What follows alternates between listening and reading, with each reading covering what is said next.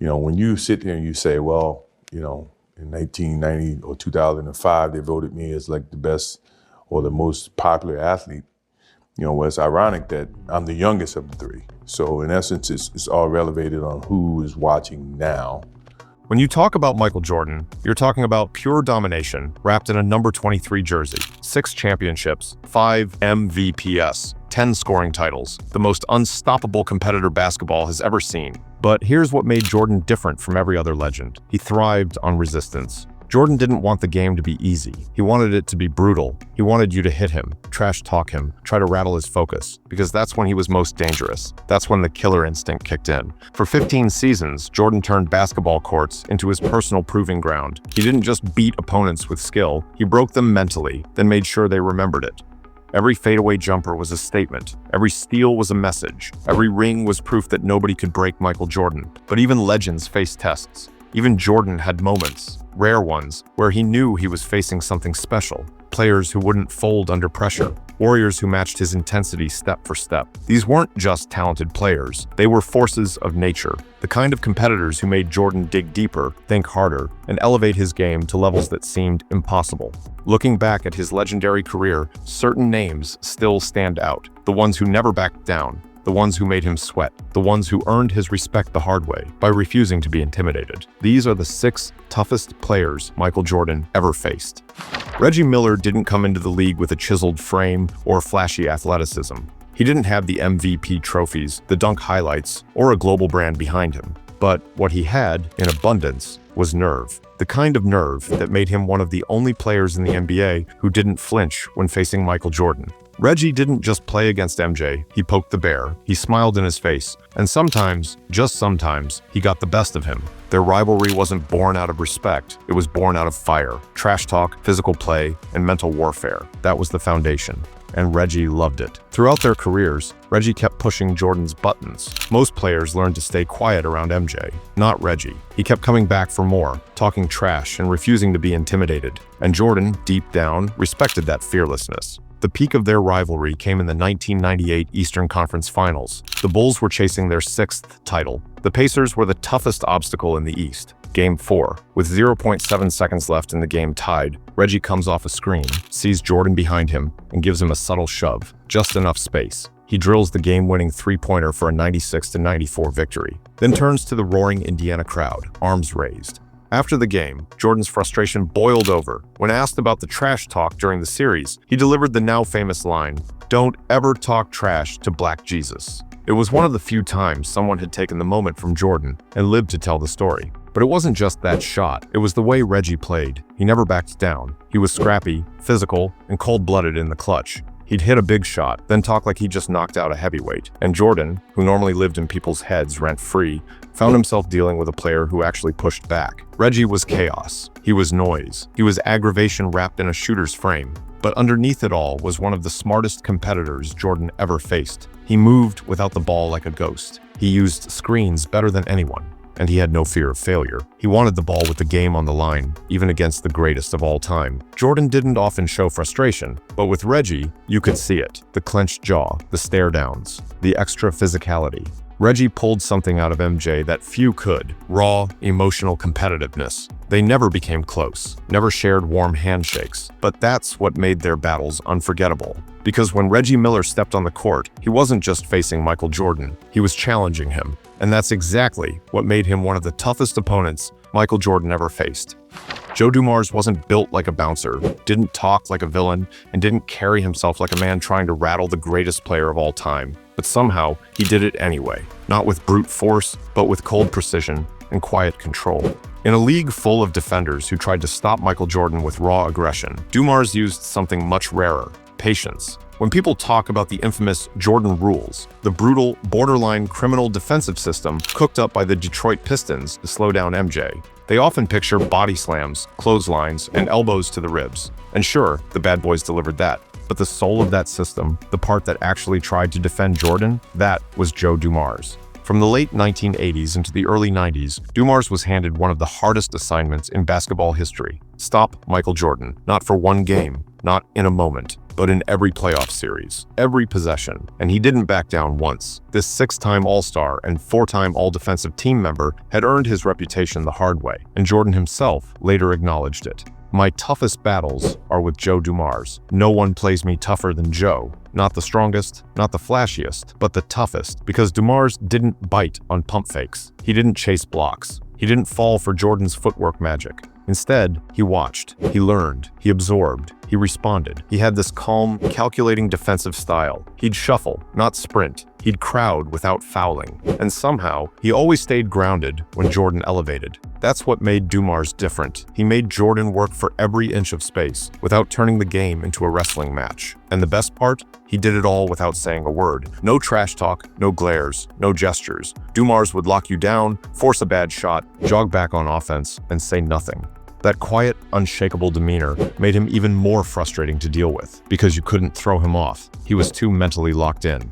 It's easy to remember the Bulls versus Pistons rivalry for the chaos, the fights, the tension, the hatred. But deep in the middle of that war was a respectful rivalry between two stone-cold competitors who didn't need to bark to prove their toughness. Jordon may have hated the Pistons as a whole, but Joe Dumars, he admired him. Maybe even feared him in moments, because Dumars represented something Jordon rarely had to deal with, a defender who understood him. Their battles weren't just physical, they were mental. Jordon would adjust his pace, change his angles, throw in fakes, and Dumars would adapt in real time. And even when Jordon won those matchups, he'd come off the court knowing he'd been in a fight, not a brawl, a battle of skill. The thing about Joe Dumars is that he never tried to be a star. He never needed the spotlight. But ask any real student of the game, and especially ask Michael Jordan, and they'll tell you, Joe Dumars made greatness feel human. And for Jordon, that made him one of the toughest opponents he ever faced. Isiah Thomas wasn't the biggest guy on the floor. He wasn't the fastest, the strongest, or even the loudest, but he was dangerous because he was smart, ruthless, and knew exactly how to win ugly. And for Michael Jordan, that made him one of the most difficult, frustrating, and personal rivals he ever faced. Their rivalry was never clean. It wasn't built on highlight plays or mutual respect. It was built on blood, bruises, and grudges. And it started early, long before the championships, long before the dynasty. In the late 80s, the Detroit Pistons stood between Jordon and everything he wanted, and Isiah Thomas, their leader, made sure it stayed that way. He wasn't guarding Jordon one-on-one like Dumars. He wasn't setting hard screens like Laimbeer. He was something worse, the architect of it all. Isiah didn't just want to beat Jordon. He wanted to break him, psychologically, physically, strategically. He pushed his team to punish Jordon every time he touched the ball. 2 hands on him, hits to the ribs, no easy layups, a hard foul at the end of every drive. That wasn't a coincidence. That was a plan, the Jordan rules. But Isiah didn't stop at the court. He brought the rivalry into the media too. After a brutal 1987 playoff loss to Boston, emotions were running high. That's when Isiah made the comment that ignited a firestorm. If Larry Bird were black, he would just be another good guy, instead of being celebrated as the league's superstar. The statement wasn't about Jordon directly, but it revealed Isiah's mindset about how the league worked. But even with all the bad blood, MJ never denied how tough Isiah was. He ran the offense, he set the tempo, and in crunch time, he delivered over and over again. He was a smaller guard, but played like a heavyweight. He'd take a hard hit, bounce back up, and come down the floor smiling. He never got rattled, even when Jordon was going off for 40 or 50. And while the Bulls eventually broke through, sweeping the Pistons in 1991, even that moment came with one last shot from Isiah. As the clock ticked down and the Bulls celebrated, Isiah and several Pistons walked off the court without shaking hands. No congratulations, no eye contact, just bitterness. That snub lived in Jordon's mind for decades. When the Dream Team was formed in 1992 and Isiah Thomas was the biggest name left off the roster, people wondered why. Charles Barkley later revealed Jordan simply didn't want him on the team, and audio surfaced of Jordan saying he wouldn't play if Thomas was selected. Jordan never admitted it directly, but the evidence spoke for itself. Yet, in all that, Jordan still respected one thing: Isiah's will to win. He was cold, he was calculated, and he played through pain, criticism, and chaos like it was nothing. They weren't friends. They never would be. But when Jordan looked back on the men who made him tougher, who forced him to evolve, Isiah Thomas was at the top of that list. Not because he tried to beat Jordan, because sometimes he actually did. Gary Payton wasn't scared of anyone, not Michael Jordan, not the spotlight, not even the moment. He came into every game with the same mindset: talk loud, defend hard, and never let the other guy get comfortable. That attitude earned him a nickname that Jordan couldn't ignore: The glove.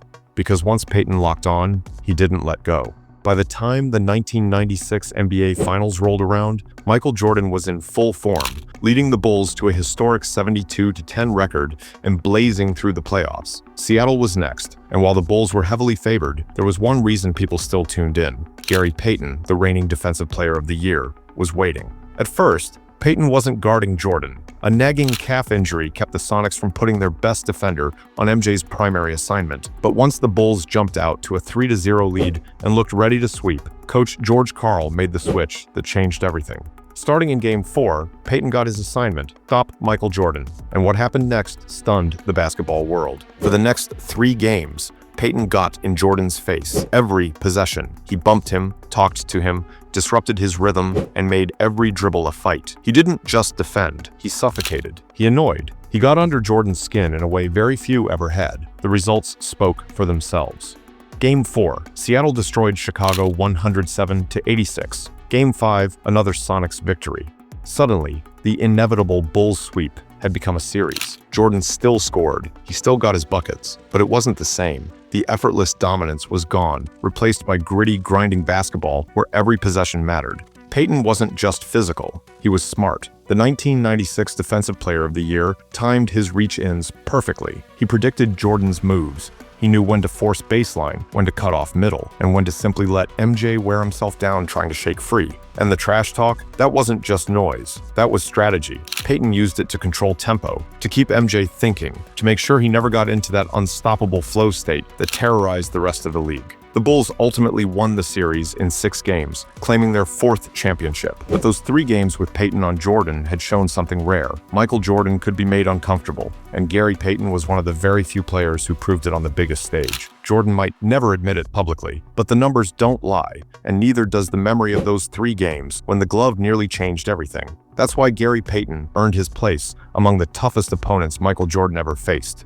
John Starks didn't have the pedigree. He wasn't a high draft pick. He wasn't a future Hall of Famer. He didn't wear a flashy jersey or have a massive shoe deal. But what he had, every single night, was a fight in him that Michael Jordan could never ignore. In the 1990s, Knicks versus Bulls wasn't just a rivalry, it was a war. Hard fouls, elbows, trash talk. Every possession was a street fight in a professional jersey. And at the center of it for New York was John Starks, a fiery, emotional guard who never cared about MJ's status, his rings, or his legend. He came to compete. Starks wasn't built to stop Jordan. He was 6 feet 3 inches, wiry, and often overmatched physically. But what he lacked in size, he made up for with grit, intensity, and complete mental defiance. Most players played Jordan with caution. Starks played him like a man trying to knock down a mountain, one shoulder at a time. He picked up full court. He bumped MJ off the ball. He barked back. He swung when others ducked. And in moments, he made Jordan uncomfortable. Not with elegance, but with pure refusal to be scared. Their battles were fierce. The Bulls knew Starks was emotional. They tried to bait him into mistakes, and sometimes it worked. He'd pick up texts, lose his temper. But other times, he used that fire to ignite the entire garden. And then came the dunk. Game 2 of the 1993 Eastern Conference Finals. Starks drives baseline, rises up with his left hand, and throws it down over Horace Grant, with Jordan flying in from the weak side. It was one of the most iconic dunks in Knicks history, and whether MJ got postered or not, the statement was clear. We're not backing down. That moment didn't win the series. The Bulls did, but Starks' energy left a mark. Jordan once said, "Starks was always in your face. He made you earn everything." And coming from a player who turned entire defenses into highlight reels, that was no small compliment. Starks never beat Jordan in a playoff series, but he made MJ feel the weight of the game. And for someone like Jordan, who fed off intensity, Starks made sure the meal was always hot. Every time they played, it felt like something could explode, and often it did. That's why Jordan respected him, because Starks didn't fold. He didn't flinch. He showed up to battle the best, over and over, and never once blinked. And that's what made John Starks one of the toughest, grittiest opponents Michael Jordan ever faced. Not because he was perfect, but because he was fearless.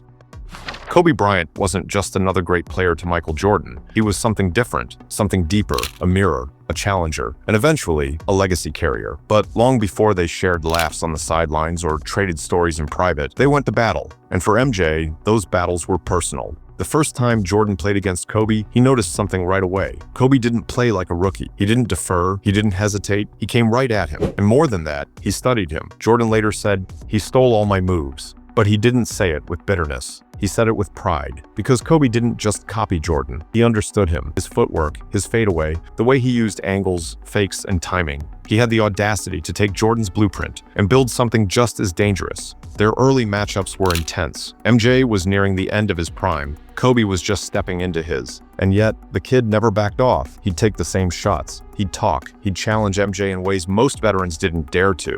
And Jordan, famously hyper-competitive, loved it. He said Kobe was the only player who ever approached the game the way I did. But that kind of fire comes with friction. There was tension at times. MJ knew Kobe was coming for the crown. He could see it. And Kobe wasn't shy about it either. He once said, "I'll always respect Michael, but I'm not backing down from anyone, ever." That mindset led to some of the most underrated, physical, and strategic one-on-one matchups of the early 2000s, especially during Jordan's Wizards years. Even then, when MJ was well past his prime, Kobe came at him hard, and Jordan gave it right back. Not because he was trying to prove something to the world, but because Kobe earned his full attention. Over time, the rivalry softened. The fire became mentorship. MJ took Kobe under his wing in private, texting him, coaching him, pushing him. But the root of that relationship, the reason it even existed, was battle. Because when Jordan looked at Kobe, he didn't just see a competitor, he saw himself. The same obsession, the same work ethic, the same willingness to sacrifice everything for greatness. And in his Hall of Fame speech, MJ summed it up with raw honesty. Kobe was like a little brother, but he was tough. He was damn tough. Kobe never beat MJ in a finals. They were never in the same conference long enough to settle it on the biggest stage. But that didn't matter, because for Michael Jordan, toughness wasn't about championships, it was about mindset. And in Kobe Bryant, he found someone who never backed down, never slowed up, and never let him rest. That's why, out of everyone who came after him, Kobe was the one who challenged him the most, not with muscle or speed, but with relentless, unshakable greatness. If you liked this breakdown, check out our deep dive on Larry Bird's 6 toughest opponents, full of rivalries, brawls, and unforgettable matchups. Watch it next right here, and don't forget to like, comment, and subscribe for more epic NBA stories every week.